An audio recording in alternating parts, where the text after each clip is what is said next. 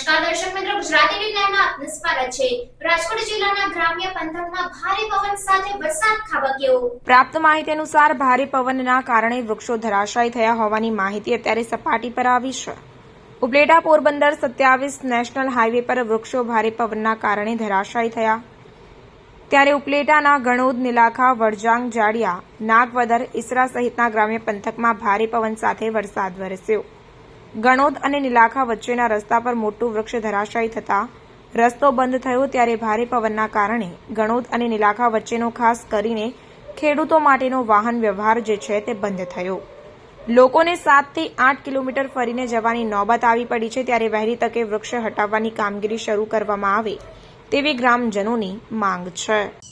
મારું ગામ છે ગણોદ, ઉપલેટા તાલુકાનો ગણોદ ગામનો રહીશ જ છું હું અને ખેડૂત છું।